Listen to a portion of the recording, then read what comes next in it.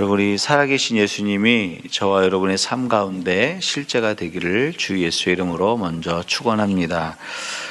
어릴 때 제가 자라면서 어머니가 종종 하시는 말씀이 있었습니다. 뭐냐면 오늘 저녁은 뭐 먹냐 이 얘기하는 거였어요. 어떤 식사를 준비해야 하는지 고민하는 말이지만 동시에 가족을 잘 먹이고 싶은 엄마의 고민이죠.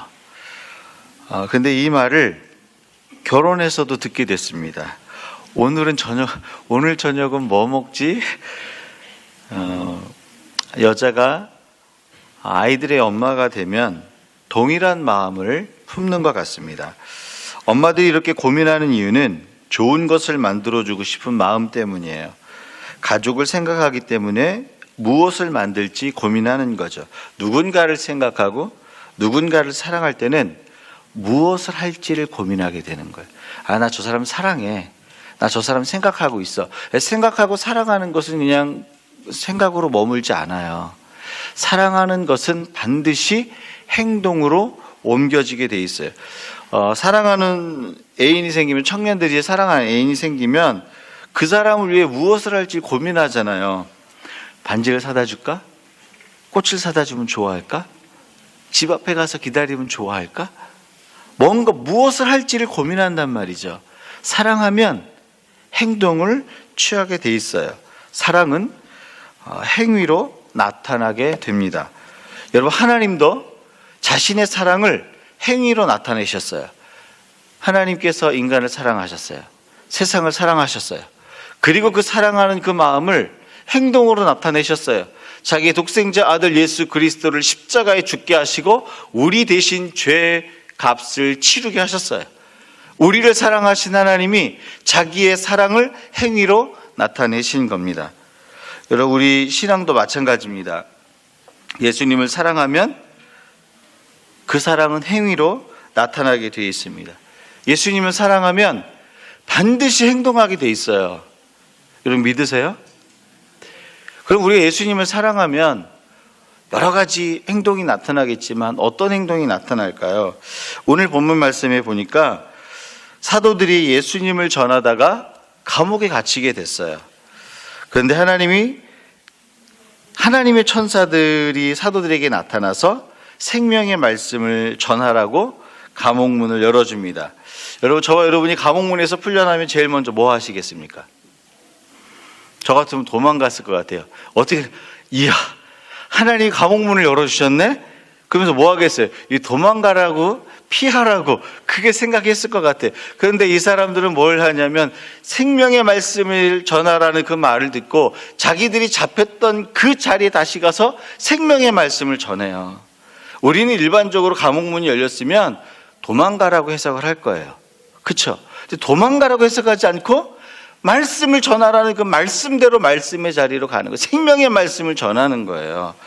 여러분, 예수님을 사랑하는 사람들의 삶 속에는 생명의 말씀을 전하는 행위가 반드시 나타나게 돼 있어요. 여러분, 예수님을 사랑하세요? 그러면 여러 가지 행위가 나타날 거예요. 그러나 그 수많은 행위들 중에 반드시 나타나야 되는 게 뭐냐면 생명의 말씀을 전하는 거예요. 이 시간 저와 여러분에게 질문을 좀 드리고 싶습니다. 여러분, 예수님 사랑하세요? 어려운 거 안 물어봅니다. 예수님 사랑하세요? 예, 예수님 사랑하는 마음이 있어요. 근데 예수님을 사랑한다면 때를 얻든지 못 얻든지 생명의 말씀을 전하는 행위로 나타나는 거예요. 예수님을 사랑한다면 그 사랑을 전할 수 있는, 생명의 말씀으로 전할 수 있는 행위로 나타난다라는 거죠. 예수님을 사랑한다 해놓고 행위로 나타나지 않으면 그건 뭔가 사랑하지 않은 거일 수도 있어요. 입술의 고백일 수 있어요. 사랑하면 반드시 행동으로 나타나게 되어 있습니다. 여러분, 특별히 예수님을 사랑하는 그 마음을 누구에게 표현하셔야 되냐면 사랑하는 가족들에게 표현하세요. 생명의 말씀을 사랑하는 가족들에게 전하세요. 제가 어저께 어려운 장례를 집례하고 왔어요. 갑자기 어린 아들이 어린 아들을 먼저 보내는 그런 장례를 집례하고 왔습니다. 생각하지도 않았어요. 엄마 아빠는 한국에 계시고 이곳에서 자라서 잘 자랄 줄 알고 밴쿠버에 두고 갔는데 아이가 갑자기 죽게 됐습니다. 제가 그 장례를 집례하고 돌아오면서 운전하고 오면서 제 마음을 붙잡고 놓지 않는 한 가지 마음이 있었어요.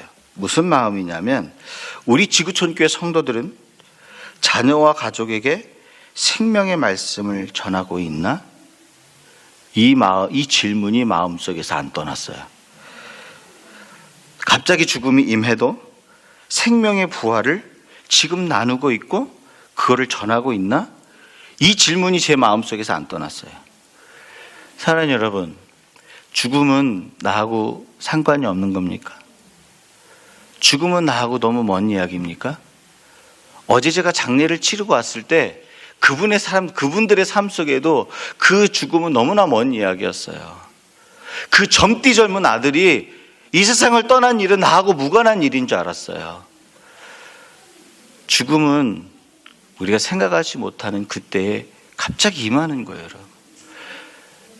여러분, 우리가 지금 벌써 한 달에 걸쳐서 이 죽음에 대한 본문을 통해서 죽음에 대한 얘기가 벌써 2번이나 나오고 있어요, 여러분.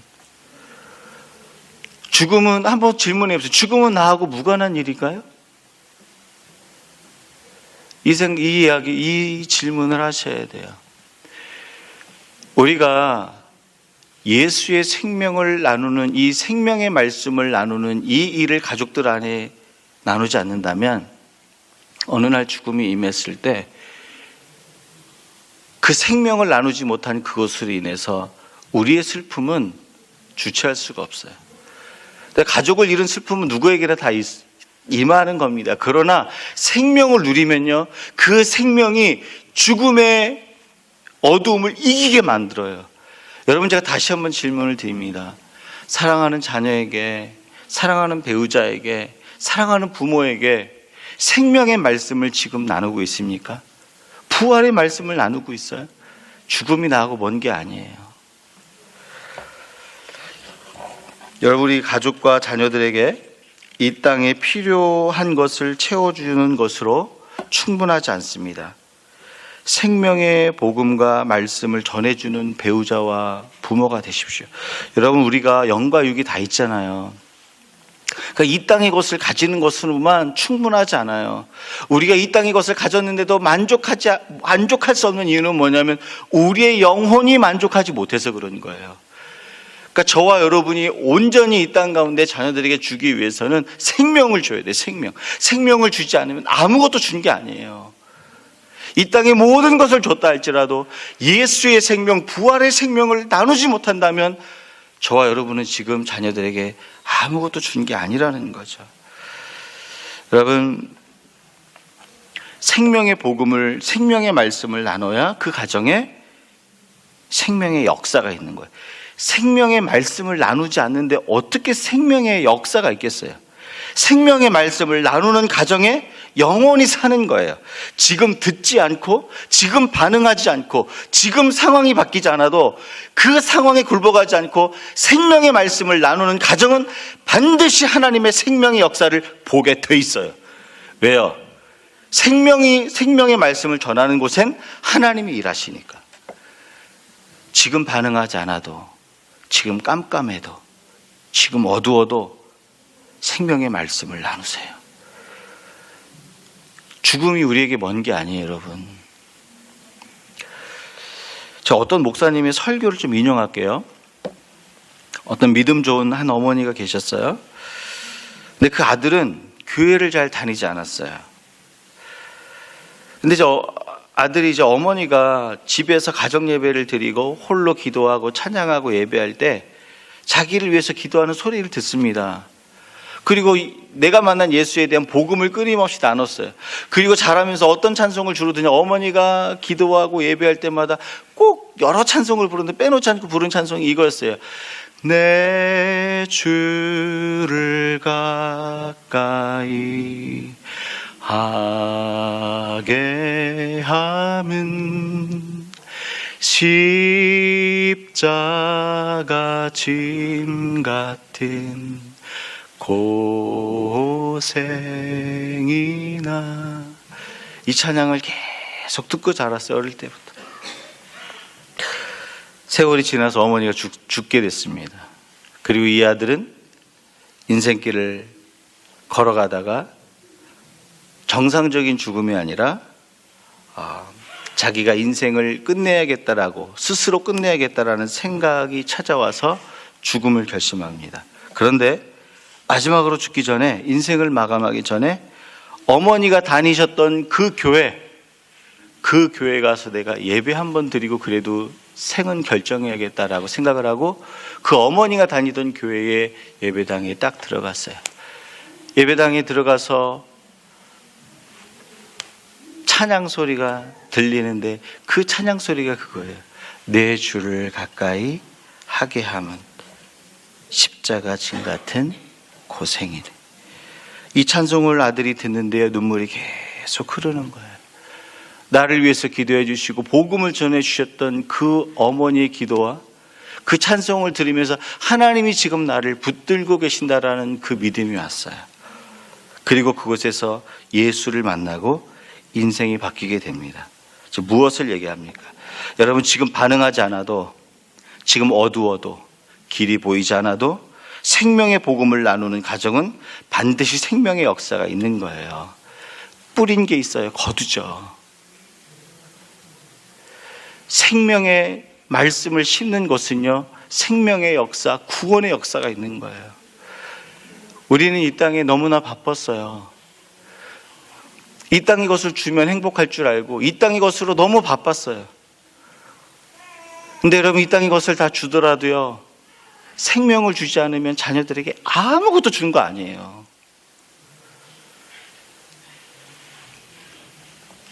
생명을 갖잖아요. 그러면 그 아이가 부족하더라도 그 생명의 능력으로 그 고난을 이길 수 있는 힘을 가져요. 세상에 굴복하지 않아요. 배우자도 마찬가지, 부모님도 마찬가지. 그 생명을 전하라고 지금 하나님께서 우리에게 말씀하고 계시고 선포하고 계십니다. 예수의 복음을 가족에게 전하라고 말씀하고 계세요. 제가 오늘 작정하고 왔어요. 사랑하는 여러분, 가족에게 복음 전하세요. 자녀에게 복음 전하세요. 부끄러워하지 마세요. 목사님, 저 이렇게 좀 부끄러운 삶을 살았는데 전 부끄러운데요. 아니요, 그 부끄러움도 주님이 씻어주세요.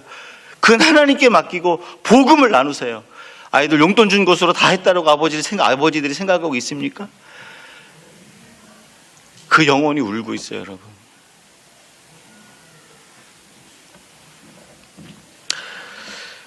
예수님을 사랑하는 사람은 생명의 말씀을 전하는 행위가 나타난다라고 지금 말씀하고 있습니다.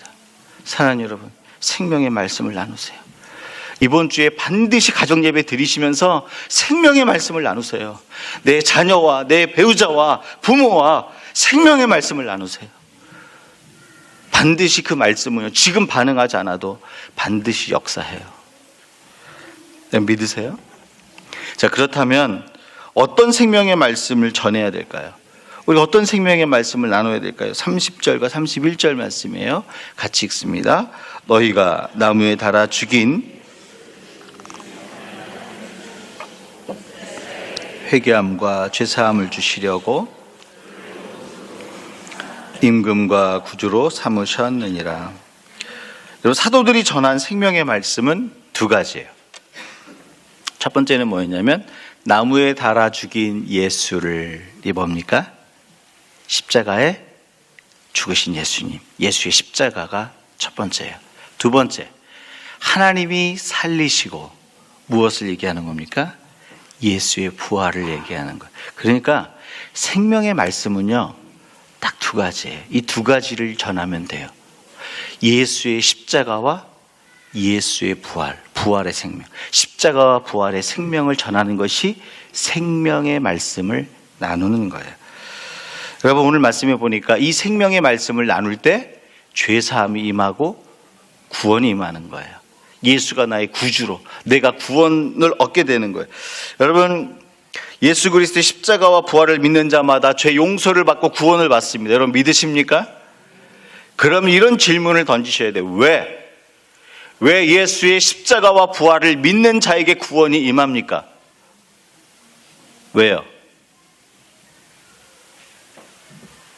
먼저 예수께서 나 대신 십자가에서 죽으신 것을 믿는다는 것은 내가 받을 죄의 형벌이 면하게 되는 거예요. 없어지는 거예요. 왜요?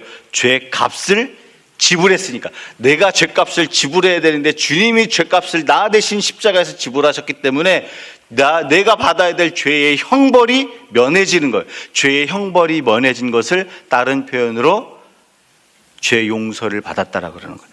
근데 여러분, 죄 용서를 받잖아요. 그럼 우리 영혼 가운데 나타나는 한 가지 특징이 있어요. 그게 뭐냐면 영혼의 자유예요.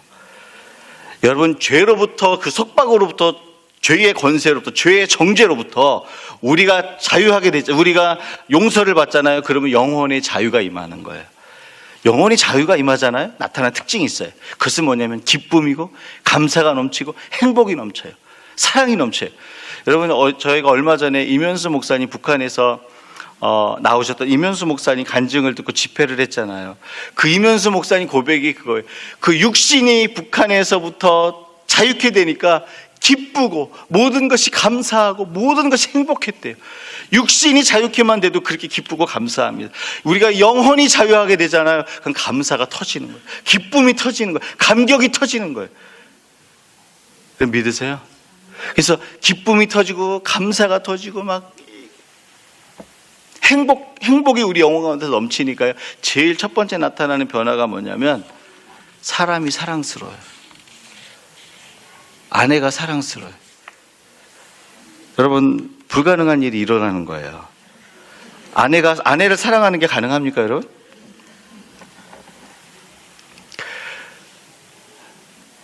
제가 이 얘기 왜 말씀드린 줄 아세요?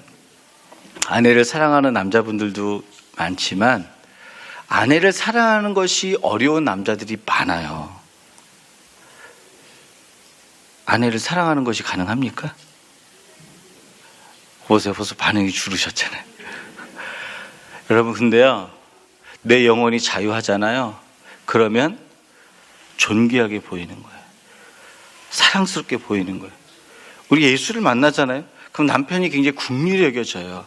우리 남편들 얼마나 불쌍한 줄 아세요?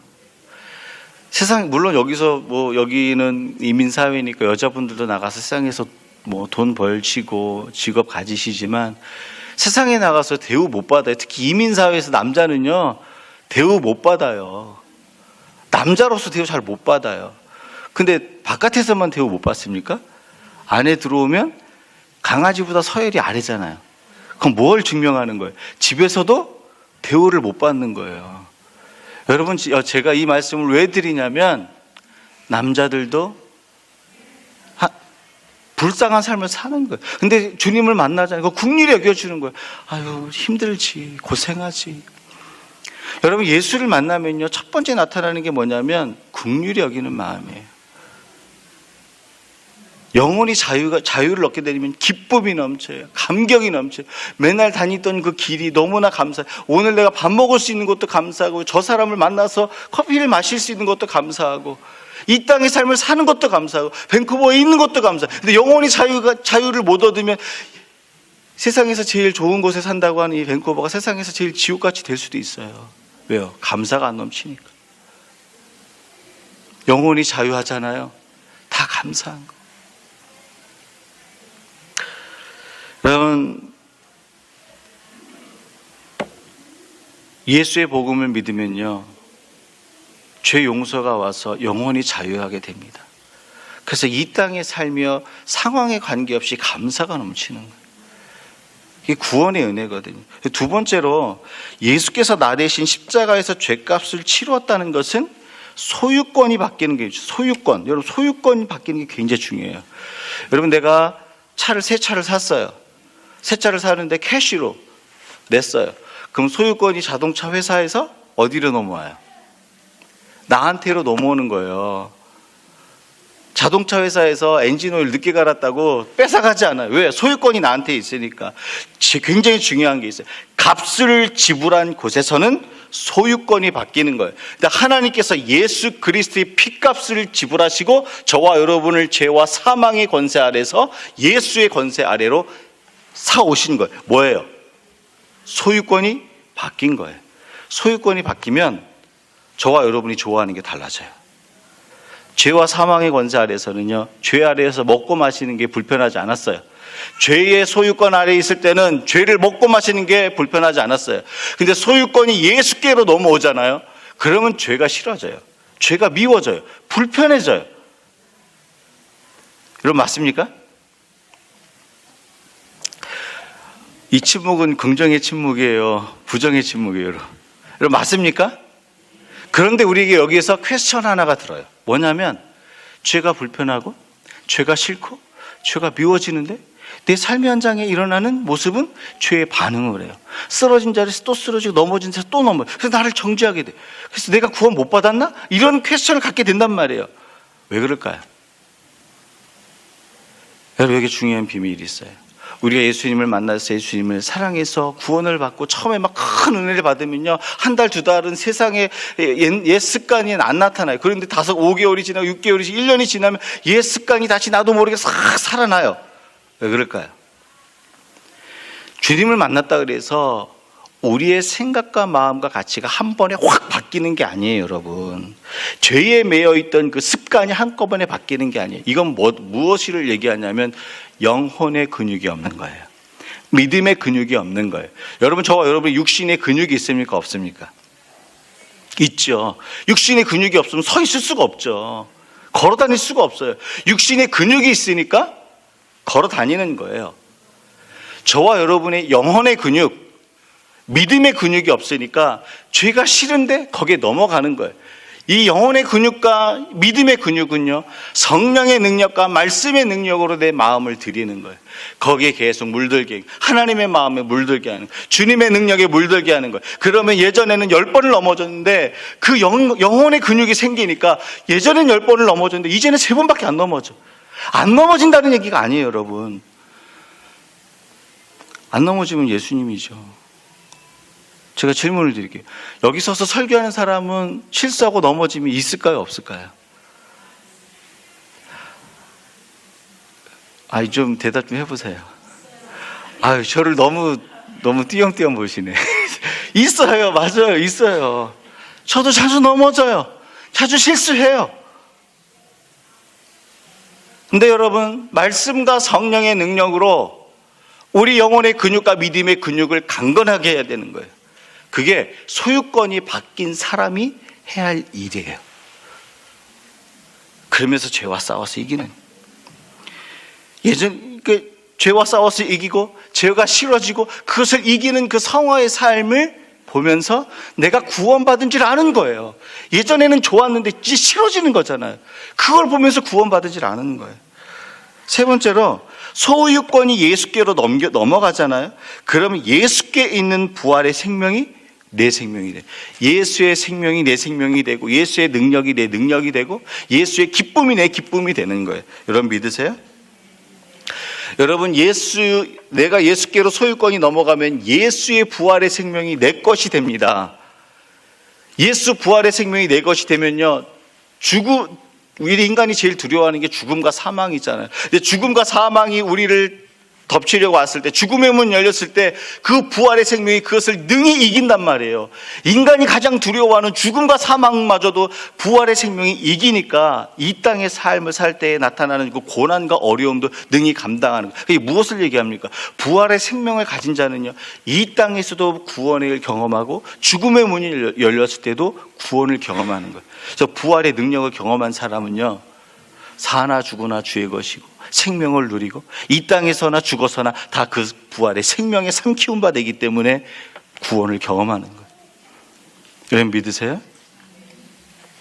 이런 은혜를 누리기 때문에 따라서 예수의 십자가와 부활이 생명의 말씀인 거예요.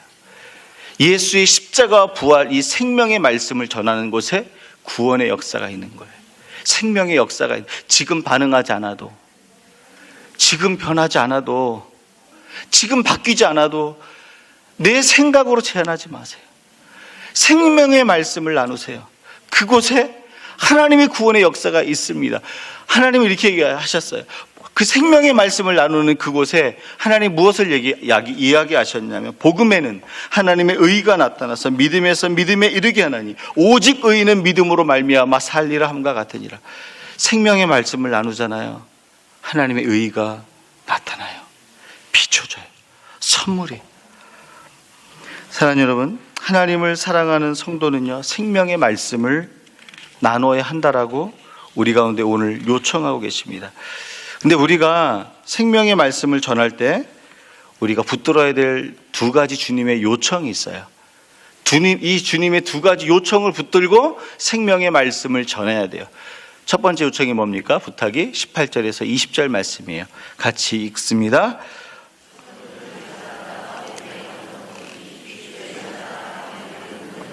끌어내어 이르되 가서 성전에 서서 이 생명의 말씀을 다 백성에게 말하라 하며, 다시 복음을 전하다가 감옥에 갇힌 사도들의 이야기로 돌아가 볼게요.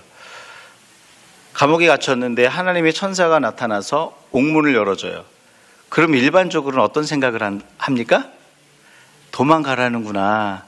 야, 나 이제 자유하게 됐네? 도망가라고 풀어준 줄 알았어요. 근데 생명의 복음을 전하려는 거예요. 여러분, 감옥에 갇혀 있는 사람이 복음을 전할 상황입니까? 아닙니까? 아니에요. 분명히 복음을 전할 수 있는 상황은 아닌데 복음을 전하래요.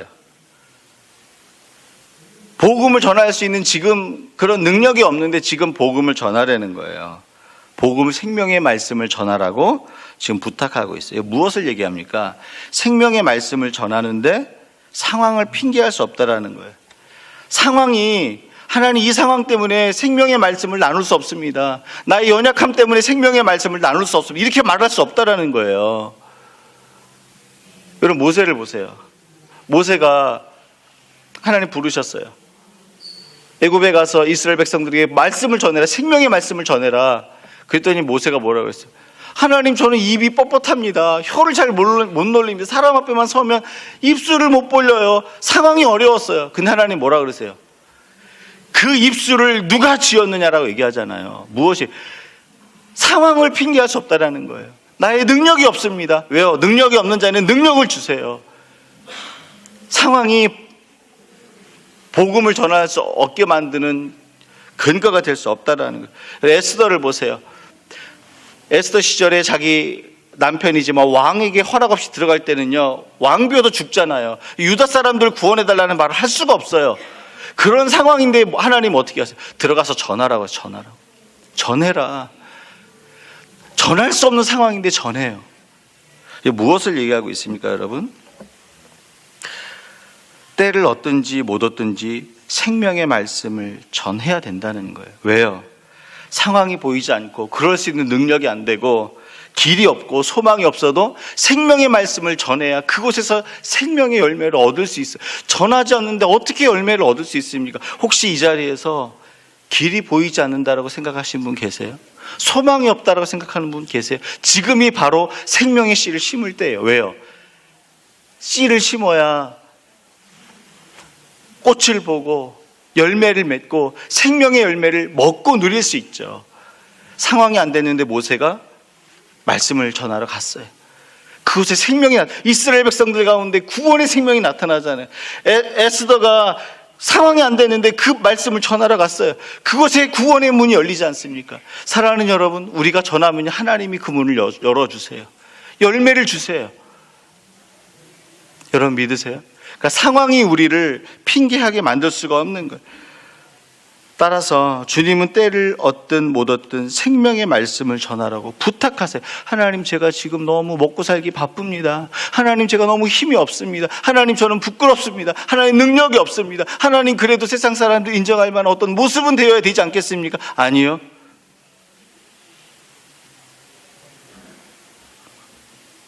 할 수 없는 상황이어도 자녀와 복음을 나누세요. 가족과 복음을 나누세요. 생명의 복음을 나누세요.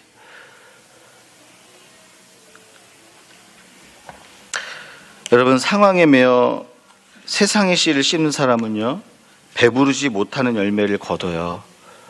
물론 열심히 돈을 벌면 하나님 공의로운 하나님이니까 물질을 주시겠죠. 근데 그 물질은요, 잠깐 배부르고 마는 거예요. 우리를 배부르지 못하게 하는 열매예요. 물질이 필요 없다라고 얘기하지 않았어요, 여러분. 사랑하는 여러분, 생명의 열매를 거두라고 하나님께서 오늘 우리 가운데 부탁하고 계십니다. 생명의 말씀을 전할 때 주님이 부탁하시는 두 번째 부탁이에요. 마지막 말씀인데 29절 말씀 우리 같이 함께 읽겠습니다. 같이 읽습니다. 베드로와 사도들이 대답하여 이르되 사람보다 하나님께 순종하는 것이 마땅하니라. 여러분, 사도들이 말씀을 전해서 감옥에 갇혔어요. 그러면서 이 당국자들이 뭐라 그러냐면 예수의 이름으로 말하지 말래요. 그 말을 듣고 사도들이 뭐라 그럽니까? 사람의 말을 듣는 것과 하나님의 말을 듣는 것 중에 뭐가 옳은지 들어봐라.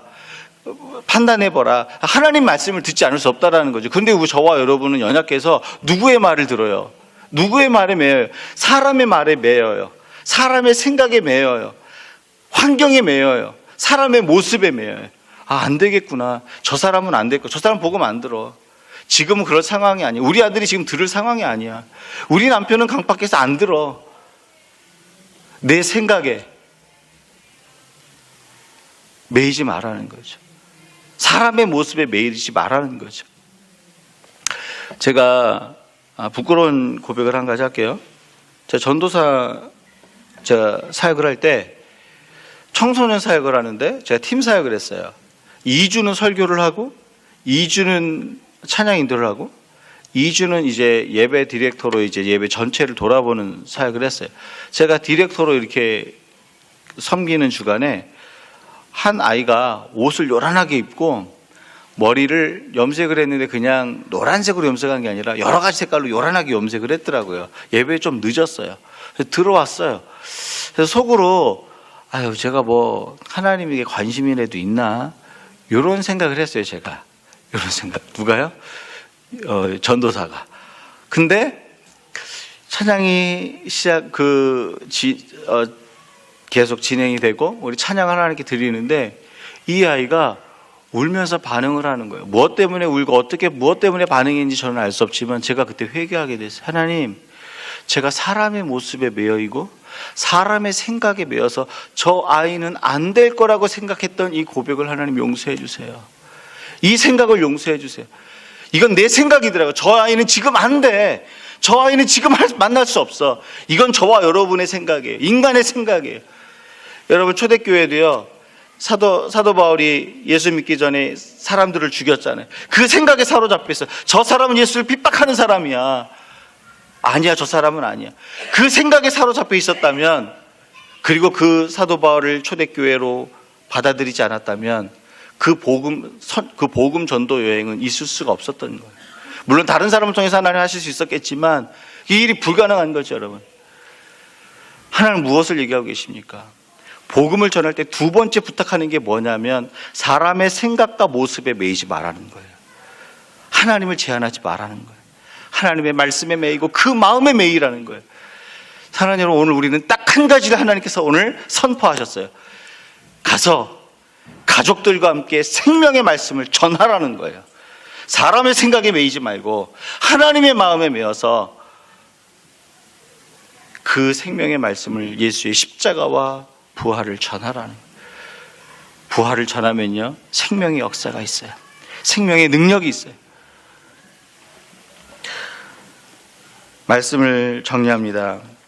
사랑하는 여러분, 생명의 말씀을 전하십시오. 십자가와 부활을 전하십시오. 이 생명의 말씀을 믿을 때 죄의 형벌이 사라지는 거예요. 소유권이 바뀌게 되는 거예요. 예수의 생명이 내 것이 되는 거예요. 구원의 영광이 임하고 능력이 임하는 거예요. 오늘 이 말씀을 전하라고 주께서 우리에게 말씀을 맡겨주시고 부탁하고 계십니다. 오늘 이 말씀을 기억하시면서 우리 같이 기도하고 찬양하겠는데요.